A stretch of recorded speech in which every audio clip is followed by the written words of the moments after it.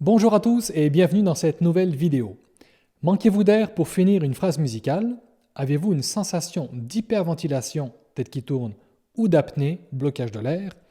Aujourd'hui, nous allons parler de la respiration et plus exactement de l'inspiration. Comment bien inspirer pour jouer de la trompette? C'est ce que nous allons voir maintenant.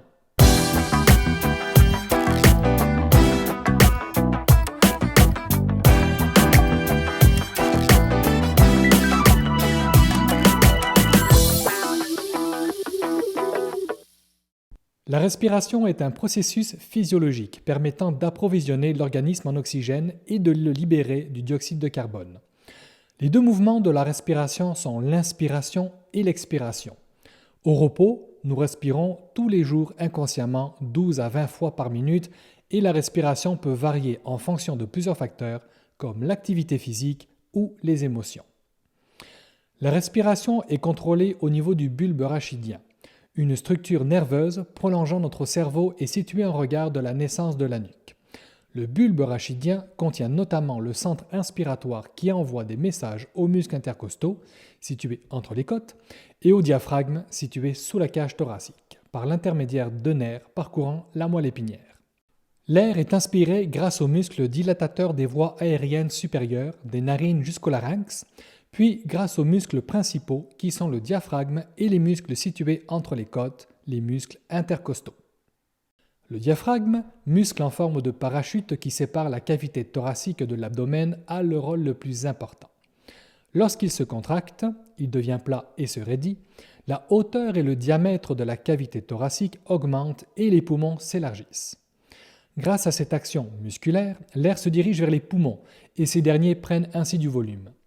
La pression à l'intérieur des poumons est alors plus petite que celle à l'extérieur. C'est la loi de Boyle-Mariotte qui établit que le volume d'un gaz est inversement proportionnel à la pression à température constante. Chaque inspiration permet d'entrer environ 0,5 litres d'air. L'expiration est un processus passif qui repose principalement sur l'élasticité de la cage thoracique. Le relâchement des muscles intercostaux et du diaphragme, qui lui se courbe et remonte, fait en sorte que le volume de la cage thoracique et des poumons diminue. La pression à l'intérieur des poumons est alors plus grande que celle à l'extérieur, toujours grâce à la loi de Boyle-Mariotte. L'air se dirige à l'extérieur des poumons qui ne se vide pas complètement. Il restera toujours une petite quantité d'air appelée volume résiduel, on l'estime à environ 1,2 litre. Les mouvements respiratoires permettent donc, entre autres, de faire varier le volume dans les poumons. Plus le volume y est grand, plus la pression dans les poumons sera petite. Plus le volume y sera petit, plus la pression dans les poumons sera grande, ce qui pour nous trompettistes a une importance capitale. Voyons maintenant les trois types de respiration. La respiration abdominale, appelée également basse ou diaphragmatique, est la respiration des nouveau-nés ou nocturnes. Vous avez sûrement déjà entendu « respire par le ventre » ou « pousse ton ventre ». Tout d'abord, vous n'avez pas de poumons dans le ventre. Lors de cette inspiration, le diaphragme, en s'abaissant, donne la possibilité aux poumons d'occuper plus d'espace et d'aspirer l'air provenant de l'extérieur. Ce muscle pousse contre les viscères lorsqu'il se contracte. Le ventre ne gonfle donc pas parce que de l'air s'y trouve, mais bien parce que les organes internes doivent trouver une façon de cohabiter avec le diaphragme qui pousse contre eux vers le bas. Ils vont donc chercher leur espace là où la résistance est moindre, soit vers l'avant et les côtés. Par conséquent, gonfler à outrance l'abdomen n'est pas recommandé et apporterait son lot de problèmes, comme par exemple une descente d'organes due au fait que le plancher pelvien, qui travaille avec les muscles respiratoires et les abdominaux, ne peuvent plus répartir harmonieusement les pressions de l'abdomen, ou encore une hernie inguinale due à une déficience des muscles abdominaux. En effet, lorsqu'ils sont affaiblis, une poussée répétée peut provoquer des déchirures et une ceinture de maintien sera parfois nécessaire pour éviter d'aggraver le problème. La respiration thoracique ou intercostale utilise principalement les muscles intercostaux pour élargir les côtes et gonfler la poitrine, c'est-à-dire la cage thoracique, d'où le nom de cette respiration. Les épaules se soulèvent également.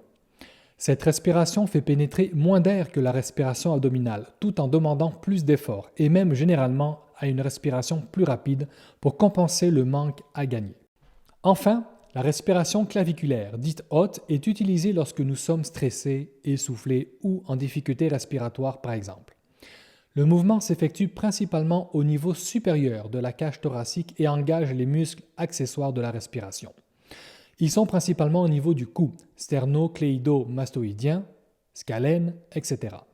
Cette respiration s'accompagne généralement d'une contraction des muscles du cou, d'où la sensation de gorge serrée lorsque vous jouez. Quelle inspiration choisir? Écoutez, moi l'inspiration me vient tous les vendredis matins. Non, pas celle-là. Certaines personnes croient que plus elles emmagasinent d'air dans les poumons avant de jouer, plus elles peuvent tenir longtemps, ou pensent que comme elles jouent d'un instrument avant, il faut mettre beaucoup d'air dans celui-ci. Dans le premier cas, on peut se demander comment ce stockage peut être considéré comme une amélioration. En effet, après avoir inspiré à fond au niveau thoracique, voire claviculaire, le trompettiste va bloquer l'air au niveau de la glotte, de telle sorte qu'il puisse ouvrir la bouche sans laisser échapper l'air.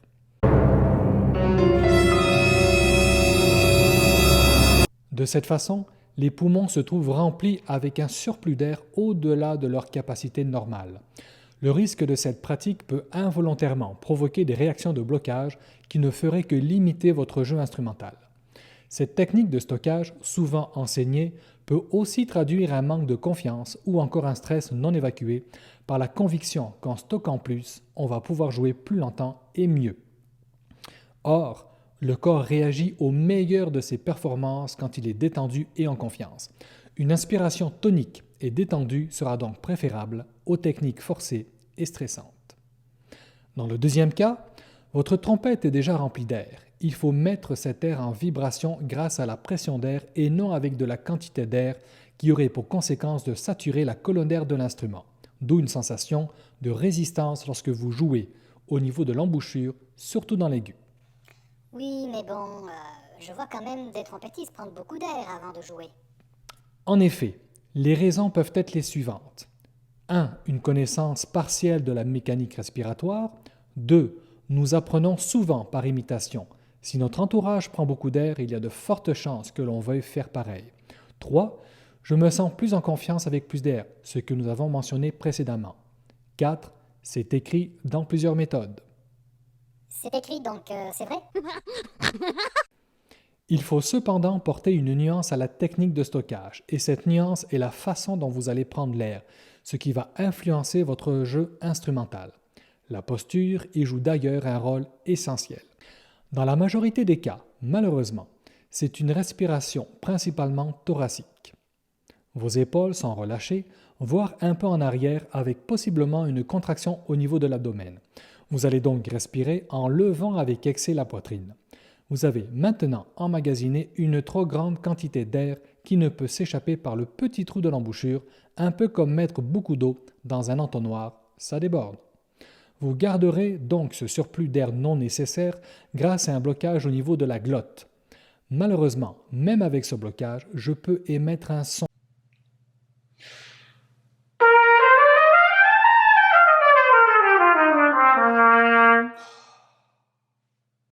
D'où cette idée reçue persistante qu'il faut prendre plus d'air que nécessaire. De plus, une respiration thoracique rapide, ample et supérieure aux besoins métaboliques pourrait même provoquer une hyperventilation. Il peut être également difficile de jouer une étude en entier sans se sentir essoufflé.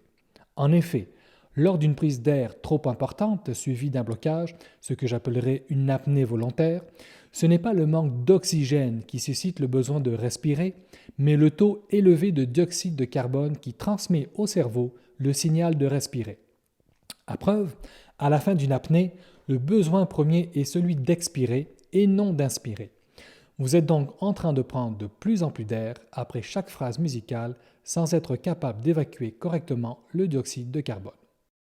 La deuxième façon est celle où j'engage mes muscles dorsaux et la ceinture scapulaire composée de l'omoplate et de la clavicule. Le but étant de garder les omoplates plaquées qui vont se déplacer sur les côtés sans monter les épaules. De ce fait, nous aurons une sensation de respirer par le dos et non plus au niveau thoracique uniquement, ce qui vous permettra d'expirer sans contrainte. D'ailleurs, je vous invite à regarder la posture de la plupart des musiciens jazz reconnus pour leur facilité dans l'aigu, dont le haut du corps s'élargit, ce qui fait également rentrer le cou dans une certaine mesure et par conséquent plaque la langue au palais nécessaire pour le suraigu. Cela dit, ai-je vraiment besoin de stocker l'air plus que nécessaire, quelle que soit la façon mentionnée précédemment? Je dirais que non.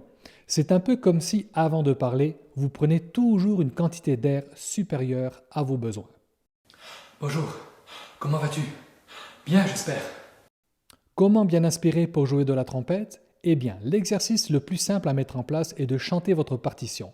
Vous remarquerez que vos inspirations s'adapteront à la longueur et au style de vos phrases musicales sans y penser. En effet, vous savez pertinemment que le son va sortir et cette confiance fait en sorte que vous n'aurez pas besoin de prendre plus d'air pour vous rassurer. Ce sera dans la plupart des cas une inspiration abdominale, complétée par une inspiration thoracique si votre phrase musicale est longue. Une autre piste de solution serait de vider complètement vos poumons, laisser entrer l'air quand vous en avez besoin et jouer votre phrase à la suite de cette inspiration. Dans cet exercice, vous avez repris seulement l'air que vous venez d'expulser. Vous ne serez donc jamais avec une sensation de trop plein d'air. Pour résumer, une bonne expiration entraîne une bonne inspiration. Concentrez-vous donc sur vos phrases musicales plutôt que sur la prise d'air qui se fera naturellement si vous pensez à chanter vos partitions. Dans cette vidéo, nous avons vu principalement l'inspiration qui, en fonction du type utilisé, vous fera jouer avec plus ou moins d'aisance. Nous verrons dans les prochaines vidéos comment améliorer l'endurance, les articulations, l'aigu et bien d'autres sujets aussi passionnants. Si le contenu de cette vidéo vous a plu, n'hésitez pas à le partager, écrire un commentaire constructif et à vous abonner. À bientôt.